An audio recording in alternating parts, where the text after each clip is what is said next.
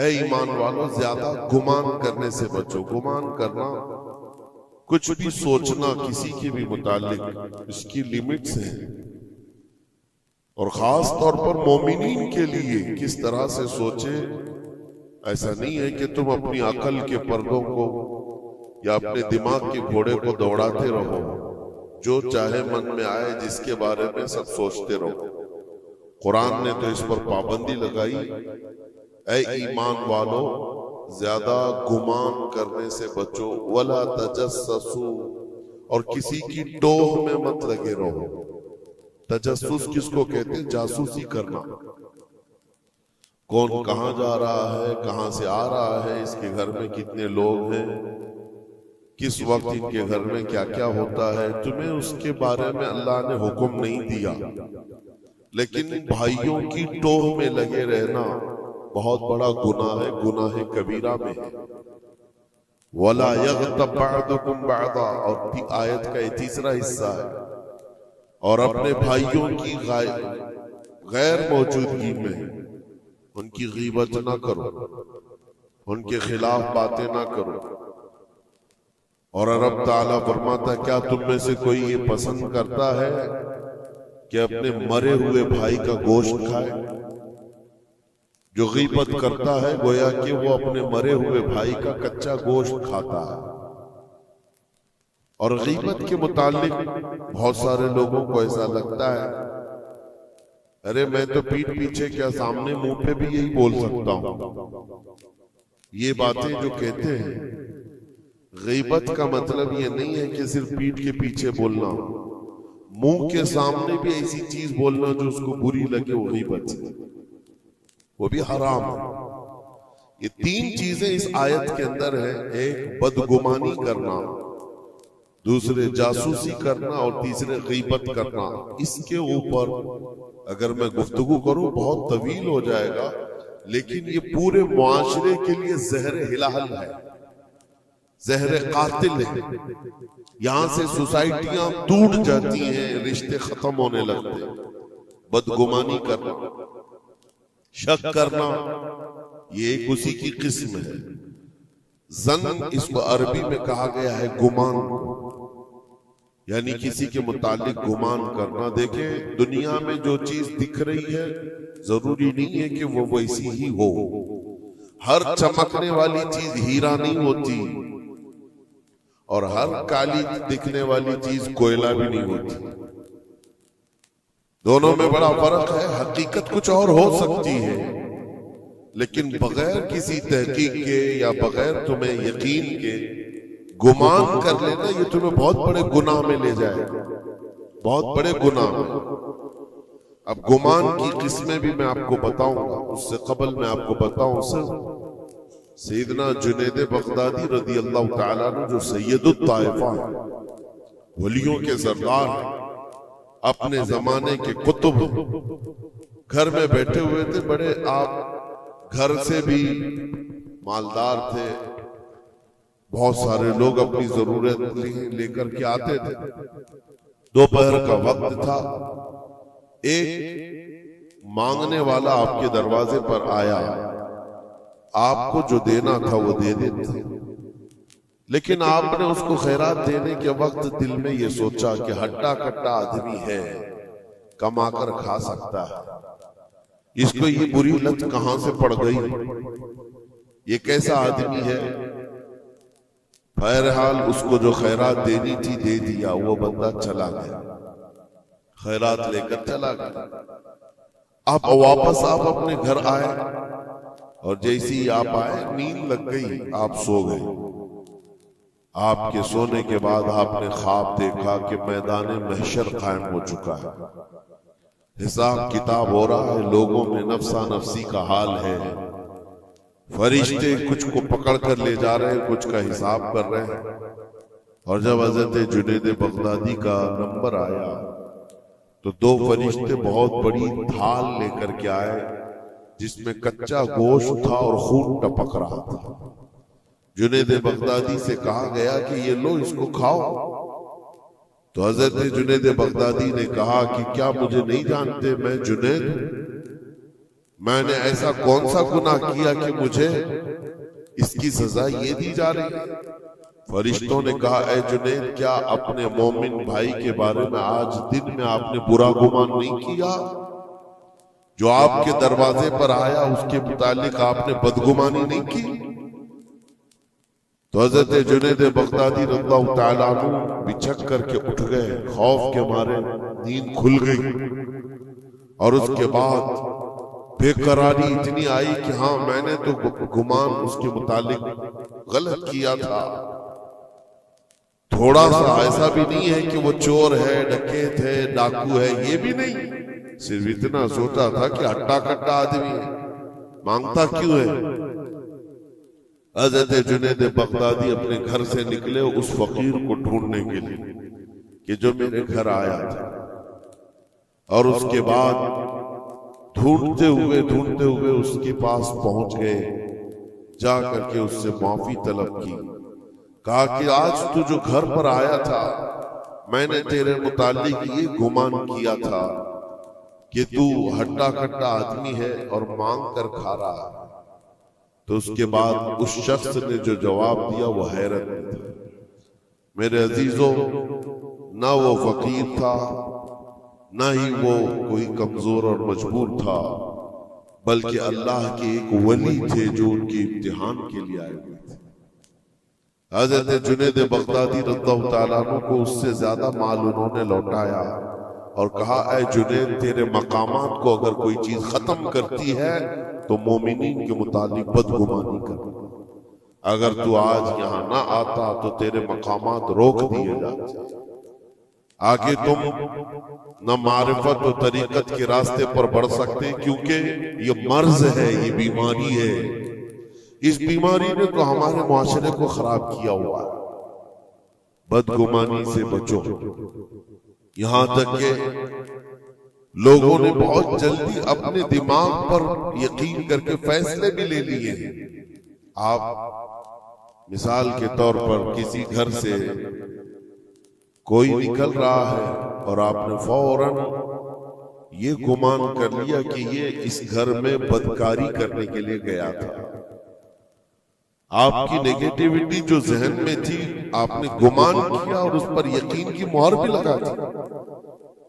ना उससे आपने जाकर पूछा कि कौन है, क्यों आया था। इसी तरह की एक और बात मैं आपको बताता हूं। हजरत शफीक बल्खी, बड़े बुजुर्ग, दरियाए दजला के किनारे आए।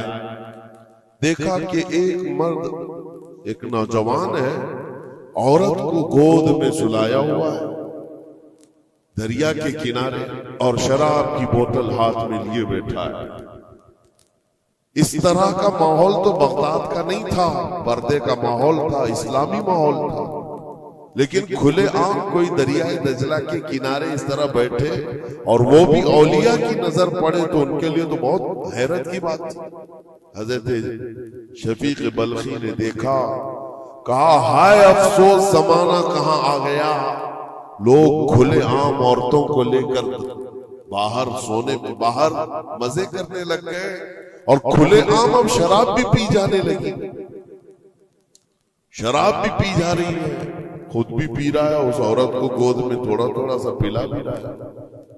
हजरत शफीक बल्खी ने कहा कि बहुत सख्त हालात हो गए बगदाद में, इतनी अय्याशियां मैं पहली मर्तबा देख रहा हूं। इसी असना में एक कश्ती दरियाए दजला में हिचकोले खाती हुई आ रही थी और उस कश्ती का बैलेंस बिगड़ा हुआ था, वो आगे बढ़ नहीं पा रही थी। इधर उधर करते करते अचानक वो कश्ती पलट गई। उसमें 10 लोग सवार थे, सबके सब दरिया में डूब गए। ये जो नौजवान किनारे पर बैठा था, उस औरत को जो गोद में लिए बैठा था, औरत को उठाया और उसको साइड किया, भागता हुआ गया दरिया के पार। यूं हाथ डालता था, एक आदमी को निकालता था और बाहर करता था। ना उसके पांव पानी में डूबते थे। यूं समझ ले कि जैसे दरिया में कोई खड़ा है और अपने हाथ डाल डाल करके निकाल रहा है। 9 आदमियों को उसने अपने हाथों से दरिया से निकाला और बाहर किया। और उसके बाद एक आदमी बच गया था। इस नौजवान ने हजरत शफीक बल्खी की तरफ देखा जो वहीं खड़े थे। कहा क्या है शफीक बल्खी, मेरे बारे में बहुत कुछ तुमने सोचा दिल में, 9 तो मैंने निकाल दिया, एक आप निकाल दिया। ये जो जान बचाया है मैंने, और रब तबारक व तआला ने फरमाया जिसने किसी एक की जान बचाई उसने पूरी कायनात की जान बचाई, पूरी दुनिया की जान बचाई। मैंने तो 9 को बचाया, आप एक बचाओ। आपने फरमाया इस सिलसिले में बाद में बात करेंगे, पहले उस आदमी को बचा लो, उस आदमी को बचा लो, मैं तुमसे इल्तिजा करता हूं। उसने 10वें को भी बचाया। उसके बाद हजरत शफीक बल्खी के दिल में एहसास हुआ कि मैंने गलत जगह गुमान किया। ये कोई आम आदमी नहीं है, आम इंसान नहीं है, इसके मुतालिक मैंने क्या क्या दिल में सोच लिया, क्या क्या गुमान कर लिया। तो आपकी आंखों में आंसू आ गए और कहा कि मुझसे बड़ी खता हो गई, मुझे माफ करें। लेकिन आपको अल्लाह ने ये ताकत दी है कि आप दरिया पर खड़े होकर इंसानों को बचा तो रहे हैं, लेकिन ये क्या है जो किनारे पर बैठ करके खुलेआम हो रहा है? किनारे दरिया के बैठकर ये खुलेआम क्या हो रहा है?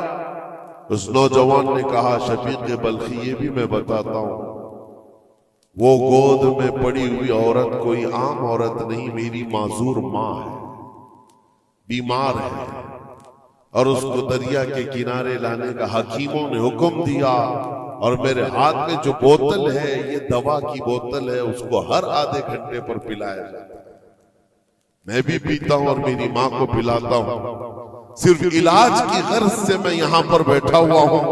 और आपने अपने दिमाग में क्या क्या सोच लिया कि बगदाद तबाह हो गया, अय्याश हो गया, नौजवान औरतों को लेकर आके बैठने लग गए, शराब पीने लग गए। मेरे अजीजों, ये बहुत बड़े वली कामिल की बात कर रहा हूं, हजरत शफीक बल्खी। लेकिन उनको खता का एहसास होता तो वो रोते, गिड़गिड़ाते और तौबा भी करते।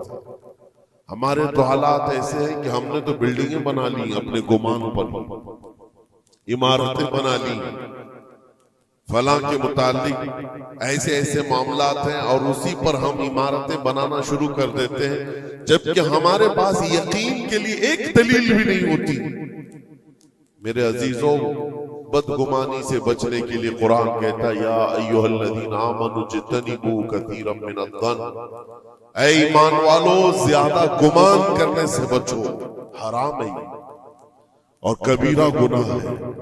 यहां तक के फरमाया गया कि बदगुमानी करोगे मोमिनीन के मुतालिक, कल क़यामत के दिन फैसला होगा, और अगर तुम्हारा गुमान गलत निकला तो सारी नेकियां तुम्हारी उठाकर उस बंदे को दीजिए जिसके मुतालिक बदगुमानी किया था। और तुम नेकियों से अगर खाली थे तो ये मत समझना कि आप कुछ नहीं लिया जाएगा, बल्कि जिसके मुतालिक बदगुमानी किए थे उसके गुनाह उठाकर तुम्हारे ऊपर डाल दिया जाएगा। उसके हुकूक की पामाली है, हुकूकुल इबाद। इसलिए ये गुनाह ऐसा है, बल्कि एक मर्ज है जो लोगों के एतमाद को खत्म करता है, रिश्ते बिगड़ जाते हैं। मुझे याद है एक बात बहुत पहले की, हमारे जमाने तालिब इल्म, मैंने तकरीबन 8-10 साल देखा, 2 गहरे दोस्त थे, बहुत गहरे दोस्त, एक साथ खाते थे, एक साथ जाते थे, मशहूर थी दोस्ती। और इत्तेफाक ऐसा हुआ कि एक महफिल में बैठे हुए थे, एक दोस्त जो है वो मुझसे बात कर रहा था, और उसका जो दूसरा दोस्त है वो दूर बैठा हुआ है। अब इस दोस्त ने मुझे कान में कुछ बात की, मैंने देखकर हंसा, वो भी मुझे देखकर हंसा, बात कुछ और ही थी। सामने वाले को ऐसा लगा कि हम उसके मुतालिक प्लानिंग कर रहे हैं, और उसको ये लगा कि हम उसके मुतालिक कुछ बुरी बातें कर रहे हैं, जबकि ना उसके नाम का मसला था, ना टॉपिक था, कुछ नहीं था। बस उस बंदे ने इस बदगुमानी की वजह से 10 साल तक बातचीत छोड़ दी। कई मर्तबा हमने बताया भी कि तुम्हारा मैटर नहीं था, तुम्हारा मसला नहीं था, सामने वाले को यकीन नहीं आता, सिर्फ और सिर्फ गुमान की बुनियाद पर कि वो मुझे देखकर हंस रहा था तो मेरे ही मुतालिक बात थी। ये अपने अकल के फतूर पर यकीन करके इमारतें बना लेना तुम्हें बहुत बड़ी गुमराही में ले जाता है। कई मर्तबा ऐसा होता है कि धोखा खा जाओगे। इसी सूरे हुजरात की एक और आयत में बताऊं आपको, अल्लाह करीम फरमाता, या अय्युहल्लज़ीना आमनू इन जाअकुम फासिकुम बिनबइन फतबय्यनु अन तुसीबू कौमन बिजहालतिन फतुस्बिहू अला मा फअलतुम नादिमीन। ये बदगुमानी करने का एक और जरिया, एक रास्ता है। क्या है? अल्लाह फरमाता है, जब तुम्हारे पास कोई फासिक आदमी खबर लेकर के आए तो उसकी तहकीक कर लो। ये अल्लाह का हुक्म है। कोई फासिक आदमी, फासिक कौन है इसकी मिसालें आपको मिल जाएंगी। जो खुलेआम गुनाह करता है वो फासिक है। फासिक आदमी जब तुम्हारे पास खबर लेकर के आए तो रब फरमाता उसकी तहकीक कर लो, वरना ये होगा कि अनजाने में तुमको शर्मिंदगी उठानी पड़ेगी। तुम अपने किए पर बाद में पछताओगे। अला मा फअलतुम नादिमीन, तुम शर्मिंदा हो जाओगे। अक्सर ऐसा होता है कि कोई खबर लेकर के तुम्हारे पास आया, और आज के जमाने का बड़ा फासिक ये व्हाट्सएप है, ये बड़ा फासिक है। इसकी बातों पर कौन यकीन करे? मेरे अजीजों, लोग तो सिर्फ एक दूसरे की एडिट की हुई तस्वीरों को देख करके ईमान ले आ जाते हैं, है ना? ऐसा हकीकत है। व्हाट्सएप यूनिवर्सिटी के फारिगीन तो अभी जमाने में बहुत है। इनकी नॉलेज सिर्फ और सिर्फ उसी से है, इंटरनेट से, व्हाट्सएप से। जबकि इनकी तहकीकात पर अगर लग जाए तो असल वजूद में कुछ है ही नहीं। इसीलिए मेरे अजीजों, बदगुमानी करने से बचो, बदगुमानी करने से बचो। जिसकी असल ही ना हो उस चीज के फैलाने का हम सबब बन जाते हैं कई मर्तबा। अल्लाह करीम हमें इस बलाए अजीम से महफूज रखे। मुझे एक बात याद आती है, मैंने पढ़ा था ट्रेन में एक आदमी सफर कर रहा है और उसके साथ 3 बच्चे हैं। बड़े बेटे की उम्र 7 साल की, दूसरे बेटे की उम्र 5 साल की, तीसरे की 3 साल की। छोटे बच्चे, 7, 5 और 3 साल की उम्र के बच्चे। अब वो बंदा जब ट्रेन में सफर कर रहा हो 3 बच्चों को लेकर के, और जब बैठा हुआ है ट्रेन में, कोई बड़ा उधर से कूदता है, कोई इधर से उछलता है। ये तीनों उछल कूद ऐसी मचाए हुए हैं कि इस मुसाफिरों का आराम और सुकून गारत हो गया है। थोड़ी देर तक तो कोई बर्दाश्त कर लेगा, और उसके बाद मुसाफिर देख रहे हैं दूसरे। बड़ा मसला तो ये है कि उछल कूद तो बच्चे कर रहे हैं, बाप एक जुमला भी उनको मना नहीं कर रहा। ना बड़े से कहता है कि बैठ जा, ना छोटे को संभालता है। उछल कूद कर रहे हैं और ये खामोशी से बैठा हुआ है कोने में। सामने के पैसेंजर देखते रहे और कहा कि कितना बेगैरत आदमी है, बच्चों को ऐसे खुलेआम छोड़ा हुआ है, बैलों की तरह नाच रहे हैं। अब कानाफूसी भी शुरू हो गई। थोड़ी देर के बाद जब ये ज्यादा हो गया तो लावा फट ही जाता है लोगों का। कोई किसी की गोद में कूद पड़ रहा है, कोई उछल कूद करते हुए बच्चा किसी के यहां लटक जा रहा है। 1 घंटा तमाशा हुआ तो उसके बाद लोगों के सब्र का दामन छूट गया, बोलना शुरू कर दिया, और सबने मिलकर के जब उसको कोसना शुरू किया, भाई साहब आपके बच्चे हैं? उसने कहा मेरे बच्चे हैं। कहा कुछ तो तमीज सिखाओ, सफर के आदाब तो बताओ। कोई वहां से कूद रहा है, कोई यहां से कूद रहा है। सारे लोगों का आराम गारत करके रखा है इन बच्चों ने।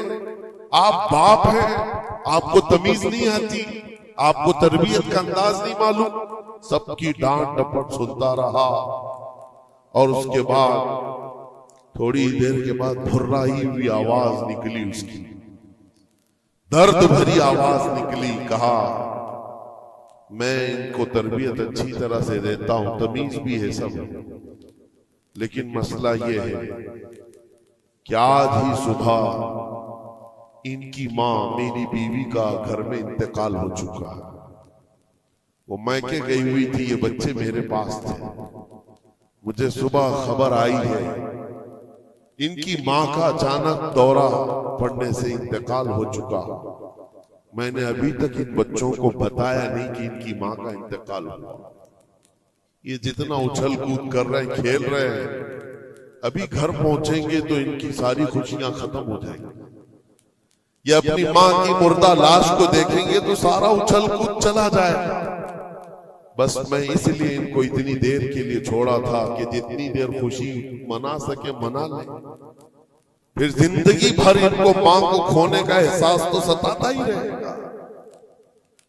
बस इतना जुमला उसका निकला तो हिचकियां बंद गई। जो बगल में मौजूद मुसाफिर थे, सबकी आंखों में आंसू आ गए।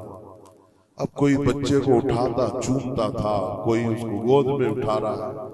बच्चों को खबर नहीं है कि इनकी मां का इंतकाल हुआ है, और ये बंदा उनको सफर पर ले जा रहा है। लेकिन थोड़ी ही देर के लिए दूसरे मुसाफिरों ने क्या क्या बदगुमानियां कर ली।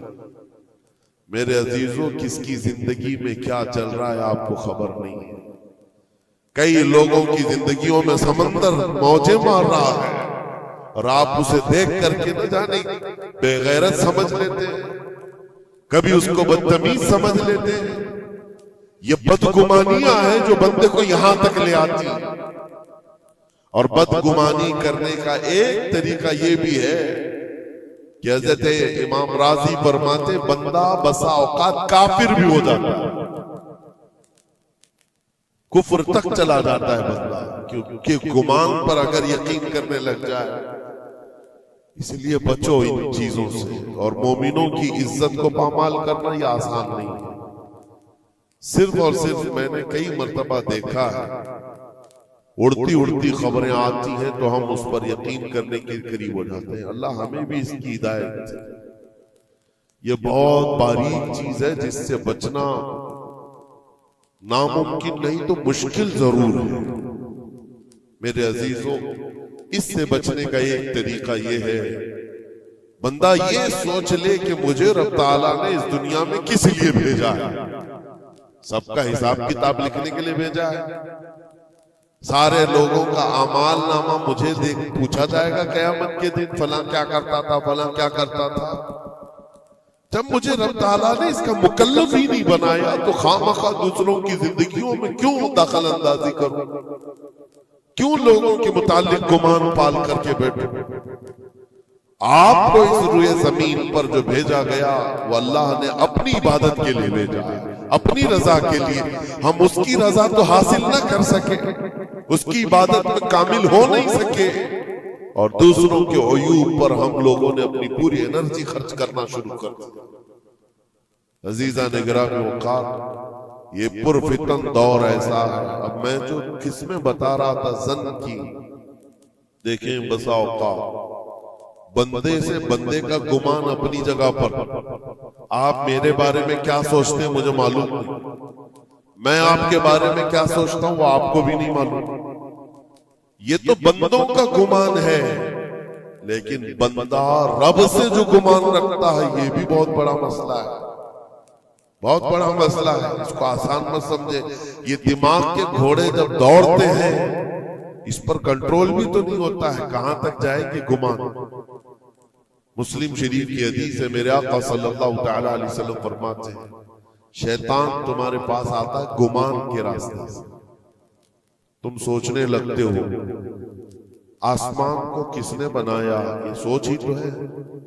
तुम्हारा दिल जवाब देता अल्लाह ने बनाया। जमीन को किसने बनाया, अल्लाह ने बनाया। चीजें सोचते जाते हो, उससे पहले क्या था, उससे पहले क्या था, इससे पहले क्या था। और ये जब दिमाग के घोड़े दौड़ने लगे, तुमने उसको नकील नहीं थामी तो ये लेकर के जाता है दिमाग आखिर में ये गुमान डालता है फिर अल्लाह से पहले क्या था, या फिर अल्लाह को किसने बनाया। यहां आकर के तुम्हारे ईमान पर डाका पड़ जाता है और तुम शशोपंज में रह जाते हो।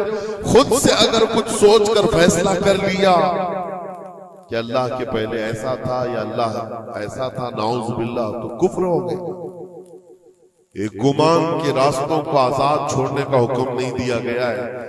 इसीलिए मियां हम और आप तो छोड़े, औलिया की बात भी छोड़े, उम्मत के जो सबसे आला किस्म के लोग थे वो सहाबा थे। सबसे आला, कयामत तक पैदा होने वालों में जो सबसे अच्छे थे, अल्लाह ने उनको सहाबी रसूल बना। सहाबा इकराम बात कर रहे थे आपस में, किस मसले में? तकदीर के बारे में, तकदीर के मुतालिक बात करें। तकदीर के बहुत सारे मसले, इसमें दिमाग की गिरें ऐसी आजाद हो जाती है, बंदा सोचने लग जाता है। तकदीर क्या है? जो कुछ भी दुनिया में होने वाला है अल्लाह ताला ने उसको पहले से लिख दिया है। ये यकीन है कि नहीं आपका तकदीर? और तकदीर का इनकार करने वाला काफिर है। यानी जो कुछ अच्छाई या बुराई जिंदगी में हो रही है अल्लाह ने इसको पहले से लौहे महफूज में लिखा, ये तकदीर है। अब बंदा यहां सोचने लगता है अगर पहले से लिखा हुआ था तो मुझे तो वही करना है जो वहां लिखा हुआ है, इसमें मेरा क्या कसूर है? गुनाह करता है उसके बाद बोलने लगता है तो पहले से लिखा हुआ था। कुछ भी करेगा और उसके बाद ये गुमान करने लगेगा कि वहां तो लिखा हुआ था, मैं ऐसा कर रहा हूं। तकदीर के मसले ऐसे हैं कि बाज लोग सवाल करने लग जाते हैं कि मियां अगर अल्लाह ने पहले से लिखा है तो फिर बंदे का क्या कसूर है इसमें जो गुनाह कर रहा है? और अगर पहले से लिखा हुआ नहीं है तो फिर तकदीर नहीं है। इन मसाइल में गुफ्तगू करते करते, गुमान करते करते बंदा कुफ्र तक पहुंच जाता है। कुछ फिरके भी बन गए इसी बात, जबरिया, कदरिया। अब मैं यहां पर इसलिए ये बात कर रहा हूं, नबी करीम सल्लल्लाहु ताला अलैहि वसल्लम ने सहाबा को मना कर दिया कि इस मसले में गुफ्तगू ज्यादा ना करो, तो आम लोग तो छोड़े। अब जन की किस्में मैं बता रहा हूं, गुमान की वो 4 किस्में बताई गई। इमाम अबू बकर जस्सास राजी रहमतुल्लाह अलैह ने 4 किस्में इसकी बयान की। पहला गुमान हराम है, दूसरा गुमान वाजिब है, तीसरा गुमान मुस्तहब है और चौथा गुमान यानी ना उसके ऊपर गुनाह मुबाह है। उसकी किस्में हैं जिसमें से पहला गुमान जो हराम है, और एक गुमान को तो उन्होंने कुफ्र भी कहा। पहला गुमान हराम, ये सोचता रह जाए सिर्फ अल्लाह के मुतालिक है ये सारे गुमान कि मैं गुनहगार हूं और अल्लाह मुझे सजा देकर ही रहेगा, अल्लाह मुझे अजाब ही देगा, ये सोचता रहे सिर्फ और सिर्फ। तो इमाम अबू बकर जस्सास राजी फरमाते ये गुमान हराम है। रब कहार जरूर है, रब जब्बार जरूर है, लेकिन गफ्फार भी है और सत्तार भी। तुमने अगर सिर्फ यही गुमान किया कि मुझे सजा देगा, मुझे सजा देगा, तो ये गुमान हराम है। इस पर मुझे आला हज़रत फाजिल बरेलवी रहमतुल्लाह तआला अलैह की बात याद आती है। उनका गुमान कैसा था? सोचते थे बारगाह मुस्तफा करीम, कहते हैं डर था कि इसियां की सजा अब होगी या रोजे से। डर था कि गुनाहों की सजा अब होगी या रोजे जजा। दी उनकी रहमत ने सदा, ये भी नहीं वो भी नहीं, यहां भी नहीं होगी वहां भी नहीं होगी, रहमत ने सजा आवाज दी। हाँ, गुनाहों के मुतालिक हमें तो गुमान है कि सजा होगी। मेरे अमाल का बदला तो जहन्नम ही था, मैं तो जाता मेरे सरकार ने जाने न दिया। ये गुमान है। बारगाह मुस्तफा में गुमान आला रखो, और रब ताला के मुतालिक जब गुमान करना हो तो हदीस कुदसी है, मुस्नद अहमद की हदीस है। अल्लाह ताला फरमाता अना इंद ज़न्नी अब्दी बी मैं अपने बंदे के गुमान के मुताबिक सुलूक करता हूं। बंदा मेरे मुतालिक जैसा गुमान करता है मैं उसके साथ वैसा सुलूक करता हूं। अब तुम्हारा है, ये तुम्हारी मर्जी है। और हदीस का आगे का टुकड़ा भी है, फल यदुन माशा अभी, बंदा जो चाहे मेरे बारे में गुमान कर ले। तुम सख्त किस्म का खुदा गुमान करके बैठे हो, सख्तियों का सुलूक हो जाए। इसीलिए मैंने इससे कबल भी एक बार कहा था, जब किसी के घर में इंतकाल होता है फरिश्ते आ जाते हैं, मरे हुए इंसान को उठाने से पहले तक वो घर वालों को सब देखते रहते, कौन क्या क्या बोल रहा है, और उसकी सारी रिपोर्ट ले जाकर बारगाह रब्बुल इज्जत में अर्ज करते। अल्लाह ताला पूछता है फरिश्तों से, आज इस घर में एक जान को हमने लिया, वो लोग मेरे मुतालिक क्या गुमान कर रहे थे, क्या सोच रहे थे और क्या कह रहे थे। फरिश्ते कहते हैं, ऐ मौला, फलां कह रहा था कि मेरे घर पर बड़ा जुल्म हो गया, मेरा अजीज बच्चा ले लिया, मेरे घर पर ऐसी चीज आफत आ गई, सब बातें। तो रब तबारक व तआला फरमाता है, फरिश्तों गवाह हो जाओ, उन्होंने जैसा मेरे मुतालिक गुमान किया मैं उनके साथ वैसा सलूक करूंगा, दुनिया में भी और आखिरत में भी। और फिर किसी घर से फरिश्ते जाते हैं जो नेक लोगों का होगा, रब ताला पूछता है, यहाँ क्या कहा जा रहा था मेरे मुतालिक, क्या सोचा जा रहा था। फरिश्ते कहते, मौला, उनके घर पर बड़ी गम की बात थी, बड़ी मुसीबत थी, उनके बाप का इंतकाल था, लेकिन हर कोई कह रहा था इन्ना लिल्लाहि व इन्ना इलैहि राजिऊन, हम अल्लाह के लिए हैं और अल्लाह ही की तरफ लौटने वाले हैं। रब ताला फरमाता है, फरिश्तों तुम गवाह हो जाओ, इससे बेहतर उनको निअमुल बदल दुनिया में दूंगा और उससे बेहतर आखिरत में अता करूंगा। तो अल्लाह करीम के बारे में गुमान क्या रखना है, ये भी गौर और फिक्र के साथ। ये जन्न हराम से बचो, जन्न कुफ्र से बचो, और जन्न वाजिब है एक, जो फिक़ह के मसले हैं, ये अहादीस जिसको जन्नी अहकाम कहा जाता है, वो सब यहां पर डिस्कस करें तो आपके ऊपर से बाउंस चला जाए। और मोमिनीन के मुतालिक मुस्तहब है, अच्छा गुमान करना हर एक के मुतालिक मुस्तहब है। और मुबाह जिसको कहा गया है वो ऐसा है कि आपके बिला इख्तियार कुछ गुमान आया है, आपने सोचा नहीं, तो ये मुबाह है। और खैर का गुमान करना, ज़न्नुल मुमिनीन खैरन, हुजूर पाक ज़न्नुल मुमिनीन खैरन, मेरे आका सल्लल्लाहु अलैहि वसल्लम ने फरमाया, मोमिनों के बारे में हमेशा अच्छा गुमान रखो, अच्छा गुमान रखो। कोई मर गया और जनाजा जा रहा है, ये हदीस ये भी मैं बता दूं आपको, तुम्हारे गुमान करने से और तुम्हारे बोलने से कितना फर्क पड़ता है। एक जनाजा जा रहा था, हुजूर पाक सल्लल्लाहु अलैहि वसल्लम थे, वहां पर बहुत सारे लोग खड़े थे, उसकी तारीफ करने लग गए, क्या अच्छा आदमी था, कितने अच्छे अमाल थे इसके, सबके साथ भलाई करता था। हुजूर पाक ने फरमाया, वजबत, वाजिब हो गई उसमें। फिर एक जनाजा निकला और लोग उसके मुतालिक कहने लगे, बड़ा बदकार आदमी था, ये जमीन का बोझ है, चला गया, लोगों के साथ बुराइयां करता था। हुजूर ने फरमाया, वजबत, वाजिब हो गई। साहबा ने पूछा, दोनों पर वाजिब हो गई? हुजूर ने फरमाया, पहले पर जन्नत वाजिब हुई, दूसरे पर दोज़ख वाजिब हुई। तुमने जिस तरह से उसके मुतालिक अपना वो बनाया, दिमाग बनाया, मोमिनीन जो कसीर मोमिनीन और यानी सलाह व तक़वा वाले मोमिनीन जिसके मुतालिक अच्छा गुमान करे, अल्लाह भी उसके साथ अच्छा सलूक फरमाता है। इसीलिए मेरे अजीजों, क्या जाता क्या है अच्छा गुमान करने में, खर्चा कौन सा है आपका, पैसे कौन से लगते हैं आपके। जो कब्रस्तानों में सोए हुए उनके बारे में अच्छा गुमान करो कि जो कुछ भी थे अनजाने में उनसे खताएं हुई होंगी, लेकिन वो रब ताला की रहमत से मायूस नहीं थे, मौला उन्हें माफ करेगा। ये इतना गुमान करने में तुम्हारा क्या जा रहा है। आज के इस पुरफितन दौर में ऐसे बदमाश किस्म के और ऐसे फित्तीन लोग भी आए हुए हैं जो तुम्हें औलिया से भी बदगुमान कर रहे हैं, सहाबा से भी बदगुमान कर रहे हैं। आज देखते नहीं सोशल मीडिया पर कोई हजरत अमीर मुआविया पे भोंक रहा, कोई खारजी कुत्ता मौला अली पे भोंक रहा, कोई सैयदा फातिमा तो ज़हरा हसनैन करीमैन के बारे में बात करने लग गया है।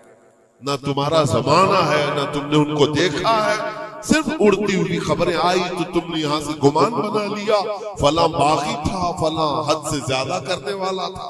नाउजुबिल्लाह, ये सहाबा के बारे में बातें हो रही है, औलिया इकराम के बारे में धड़ल्ले से बात की जाती है। वो ऐसे थे, उन्होंने ऐसा किया, इन्होंने वैसा किया। मुआज़ल्लाह, जिस वक्त तुम्हारी पकड़ होगी तुम्हें दलील देनी पड़ेगी। कहा जाएगा हाथू बुरहानकुम इन कुंतुम सादिकीन, अगर तुम सच्चे हो तो दलील लाओ। जो कुछ तुमने सोचा ये बंदा वैसा था, साबित करो। साबित कर सकोगे? साहबे मामला तब कभी तुमसे मिला ही नहीं, तुमने पहाड़ बना रखा है। अपनी नेकियों को गारत करने से बचाएं। फिर कुरान की आयत पढ़ता हूं, ए ईमान वालो कसीर गुमान करने से बचो। इसके दो हिस्सों पर तो मैंने बात ही नहीं किया। वला तजस्ससू, जासूसी मत करो। ये जो टिप्पर बने हुए घूमते हैं, मोमिनीन की खबरें पुलिस वालों को देना, हुकूमत के अहदेदारों को पहुंचाना, इसको तो आज समझते पेशा है। ये 500 की नोट मिलती होगी, उसकी मिसाल ऐसी है, किसी कुत्ते को हड्डी डाली जा रही और वो उनके पीछे तुम हिलाते हुए भाग रहा हो। तुम्हें पता भी है कितना बड़ा गुनाह है ये, कितना बड़ा गुनाह है। अरे तुम है, लानत है ऐसी जिंदगियों पर। तुमको जिंदगी इसलिए मिली कि तुम मोमिनीन की और मुसलमानों की खबरगिरी करो और यहाँ की जासूसी ले जाकर कुफ्फार को दो। कल कयामत के दिन क्या जवाब दोगे रब ताला के बारे में?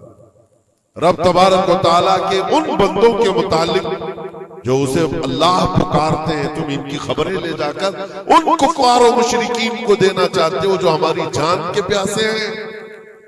मुसलमानों में से अगर कोई है तो बाज आ जाए, तौबा कर। इतना खतरनाक गुनाह है कि मरने के बाद कब्र में उसका चेहरा किबले से बदल दिया जाए। कब किबला से बदल दिया जाएगा उसका चेहरा, उसको किबले की तरफ रखने नहीं दिया जाएगा। अजीजा ने गिरामी औकात, अल्लाह करीम ऐसी बुरी नौबतों से हमें महफूज फरमाए, ऐसी बुरी ड्यूटी से अल्लाह महफूज फरमाए। करीम खुदा रहमान राहिमीन की बारगाह में दुआ है कि हमें